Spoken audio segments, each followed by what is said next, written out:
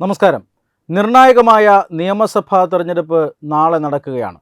ഈ നിയമസഭാ തെരഞ്ഞെടുപ്പിൽ കേരള രാഷ്ട്രീയം പല വിധത്തിലുള്ള അജണ്ടകൾ, അതുപോലെ തന്നെ നയങ്ങൾ ഇതെല്ലാം ചർച്ച ചെയ്തിട്ടുണ്ട്. വികസനവും അഴിമതിയും അതുപോലെ തന്നെ ഈ കേരളവുമായി ബന്ധപ്പെട്ട കേരളത്തിൻ്റെ സാധാരണക്കാരായ ജനങ്ങളെ ബാധിക്കുന്ന ഒട്ടനവധി വിഷയങ്ങൾ ഈ പ്രചരണത്തിലുടനീളം ചർച്ച ചെയ്യപ്പെട്ടിട്ടുണ്ട്. ക്ഷേമ പെൻഷനുകൾ, അതുപോലെ തന്നെ മറ്റ് സാമൂഹിക ക്ഷേമ പദ്ധതികൾ, അതോടൊപ്പം കേരളത്തിൽ നിന്നും വൻതോതിൽ യുവാക്കൾക്ക് തൊഴിൽ തേടി പുറത്തേക്ക് പോകേണ്ടി വരുന്ന സാഹചര്യം, ഈ സംസ്ഥാനത്ത് വർദ്ധിച്ചു വരുന്ന പൊതുക്കടം, ഇങ്ങനെ നിരവധി പ്രശ്നങ്ങളാണ് ചർച്ച ചെയ്യപ്പെട്ടത്. അതോടൊപ്പം തന്നെ ഈ തെരഞ്ഞെടുപ്പിൽ ചർച്ചാ വിഷയമായ മറ്റൊരു കാര്യം എന്നുള്ളത് ഇസ്ലാമിക മതതീവ്രവാദ സംഘടനകളുമായിട്ടുള്ള ഇരു മുന്നണികളുടെയും ബന്ധമാണ്. ആദ്യം ജമാഅത്തെ ഇസ്ലാമിയും UDFും തമ്മിലുള്ള ബാന്ധവമാണ് നിലവിൽ വന്നത്.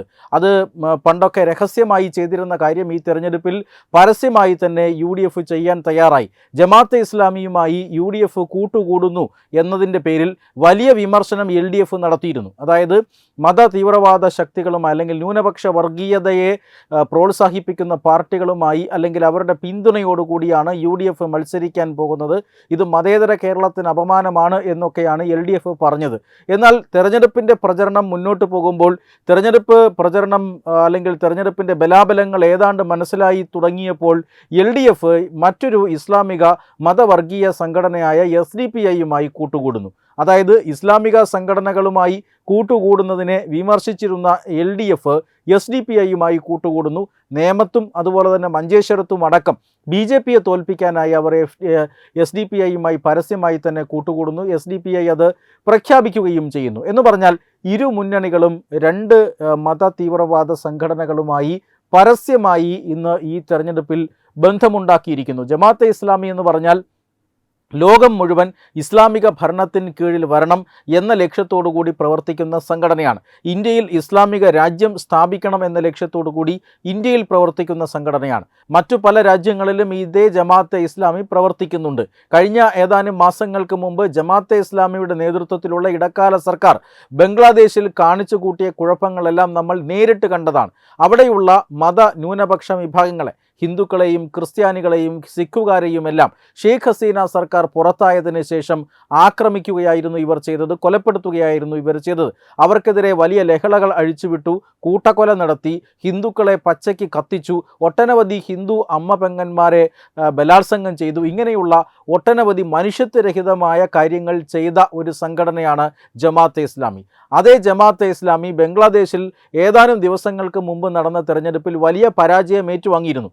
ഇസ്ലാമിക രാജ്യമായ ബംഗ്ലാദേശിൽ പോലും ക്ലച്ച് പിടിക്കാത്ത അതേ ജമാഅത്തെ ഇസ്ലാമി, അതേ ഭീകരവാദ സംഘടനയായ ജമാഅത്തെ ഇസ്ലാമിയുമായി കേരളത്തിൽ UDF കൂട്ടുകെട്ട് ഉണ്ടാക്കിയിരിക്കുന്നു. എന്നാൽ ഏറ്റവും അവസാന ഘട്ടത്തിൽ LDF ഉണ്ടാക്കിയ കൂട്ടുകെട്ട് SDPIയുമായിട്ടാണ്. ഇന്ത്യ മഹാരാജ്യത്ത് നിരോധിക്കപ്പെട്ട ഭീകര സംഘടനയായ പോപ്പുലർ ഫ്രണ്ട് ഓഫ് ഇന്ത്യയുടെ രാഷ്ട്രീയ വിഭാഗമാണ് SDPI.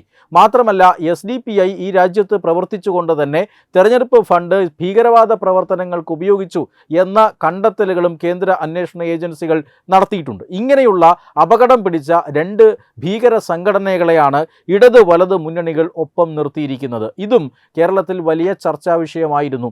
ആ ചർച്ചാ വിഷയത്തിന് തൊട്ടു പിന്നാലെ അല്ലെങ്കിൽ അത്തരം വിവാദങ്ങൾക്ക് തൊട്ടു പിന്നാലെ ഇപ്പോൾ സ്വാമി ചിദാനന്ദപുരിയുടെ ഫേസ്ബുക്ക് പോസ്റ്റും വളരെ വ്യാപകമായി തന്നെ ചർച്ച ചെയ്യപ്പെടുകയാണ്. സ്വാമി ചിദാനന്ദപുരി നമുക്കറിയാം, ആത്മീയ മണ്ഡലത്തിൽ വലിയ ഇടപെടലുകൾ നടത്തുന്ന ഒരു ആത്മീയ നേതാവാണ്. മാത്രമല്ല അദ്ദേഹം രാഷ്ട്രീയത്തിലൊക്കെ ഇത്തരം അഭിപ്രായ പ്രകടനങ്ങളൊക്കെ വളരെ അപൂർവമായിട്ടേ നടത്താറുള്ളൂ. എന്നാൽ നാളെ പോളിംഗ് ബൂത്തിലേക്ക് പോകുന്ന കേരളത്തിന് വ്യക്തമായ ഒരു സന്ദേശം ഇതിലൂടെ, ഈ ഫേസ്ബുക്ക് പോസ്റ്റിലൂടെ സ്വാമി ചിദാനന്ദപുരി നൽകുന്നുണ്ട്. ആ ഫേസ്ബുക്ക് പോസ്റ്റ് ഇങ്ങനെയാണ്: ധന്യാത്മൻ, ഈ മാസം 9-ാം തീയതി നമ്മുടെ സംസ്ഥാനത്തിൻ്റെ ഭാവി ഭരണം നിശ്ചയിക്കാനുള്ള തെരഞ്ഞെടുപ്പാണല്ലോ. വോട്ടവകാശം നമ്മുടെ അധികാരമാണ്, അവകാശമാണ്. മാത്രമല്ല മനുഷ്യ ജീവിതത്തിൽ ഏറ്റവും പ്രധാനമാണ് തെരഞ്ഞെടുപ്പുകൾ. യുക്തമായ തീരുമാനമെടുക്കുക. അവിലും മലരും കുന്തിരിക്കവും കരുതിക്കൊള്ളാൻ പറഞ്ഞവരും 21-ൽ ഊരിയ വാള് അറബിക്കടലിൽ എറിഞ്ഞിട്ടില്ല എന്ന് ഭീഷണിപ്പെടുത്തിയവരും, മതമാണ് മതമാണ് മതമാണ് ഞങ്ങൾക്ക് പ്രധാനം എന്ന് പറഞ്ഞവരും, അമ്പലനടയിൽ കെട്ടിത്തൂക്കി പച്ചക്കിട്ട് കത്തിക്കുമെന്ന് പറഞ്ഞവരും, ഭാരതം മുസ്ലിം രാഷ്ട്രമാക്കണം എന്ന ലക്ഷ്യത്തോടു കൂടി പ്രവർത്തിക്കുന്നവരും, ദേവസ്വത്തിൽ മുസ്ലിം മെമ്പർമാർ ഉണ്ടാകും എന്ന് പറഞ്ഞവരും, ശ്രീ പത്മനാഭസ്വാമിയുടെ സമ്പത്ത് ട്രഷറിയിലേക്ക് മാറ്റുമെന്ന് പറഞ്ഞവരും ഒക്കെയായവർ വർഗീയതയൊട്ടുമില്ലാത്തവരായി ഒരു ഭാഗത്ത് ഒറ്റക്കെട്ട്. ക്ഷേത്ര സ്വത്തുക്കൾ കൊള്ളയടിച്ചും ഹൈന്ദവ ചേതനയെ തന്നെ അപമാനിച്ചും മദ്യവിപണനം യഥേഷ്ടം വർദ്ധിപ്പിച്ചും സംസ്ഥാനത്തിന് കടം വാങ്ങാനുള്ള പരിധിക്കപ്പുറം കടക്കെണിയിലാഴ്ത്തിയും അചിന്ത്യമായ സാമ്പത്തിക പ്രതിസന്ധി സംസ്ഥാനത്തിനും ജനങ്ങൾക്കും ഉപരി അടിച്ചേൽപ്പിച്ചും കളവും പൊള്ളയുമായ പരസ്യജാലങ്ങളിലൂടെ വീണ്ടും ഭരണം നേടാൻ ശ്രമിക്കുന്നവരുമായവർ മറുഭാഗത്ത്. സംഘടിത മതങ്ങൾ വോട്ട് ബാങ്കുകളായി രാഷ്ട്ര താൽപ്പര്യത്തിനെതിരെ നിലകൊള്ളുകയും പാർട്ടികൾ അവർക്ക് കീഴ്പ്പെടുന്നതുമായ സ്ഥിതിവിശേഷം വേറൊരു ഭാഗത്ത്. ഇന്ന് സംസ്ഥാനത്ത് സംഭവിച്ചുകൊണ്ടിരിക്കുന്നതുമായ എല്ലാ നല്ല വികാസങ്ങളും പരിവർത്തനങ്ങളും കേന്ദ്ര പദ്ധതികളുടെ ഫലങ്ങളാണ് എന്നോർക്കുക. ശ്രീ നരേന്ദ്രമോദിജിയുടെ നേതൃത്വത്തിൽ എല്ലാ മേഖലകളിലും മുന്നേറുന്ന സ്ഥിതിയാണ് നമ്മുടെ രാഷ്ട്രം ഇന്ന്. ഈ സാഹചര്യത്തിൽ രാഷ്ട്ര താൽപ്പര്യം മുൻനിർത്തുന്ന, ഭാരതീയതയെ ഉയർത്തിപ്പിടിക്കുന്ന നല്ല വ്യക്തിത്വങ്ങൾക്ക് മാത്രമാകട്ടെ നമ്മുടെ വോട്ട്. നമ്മുടെ നിലനിൽപ്പും ഭാവിയും ഓർത്തെങ്കിലും തൽക്കാലം അന്ധരാഷ്ട്രീയം മാറ്റിവെച്ച് വിവിധ പാർട്ടികളിലും മതങ്ങളിലുമുള്ള രാഷ്ട്ര താൽപ്പര്യം മുൻനിർത്തുന്ന സഹോദരങ്ങൾ ചുറ്റുപാടും സങ്കുചിത മതം പിടിമുറുക്കുന്ന സ്ഥിതി മനസ്സിലാക്കി ബോധപൂർവം സമ്മതിദാനാവകാശം വിനിയോഗിക്കുക.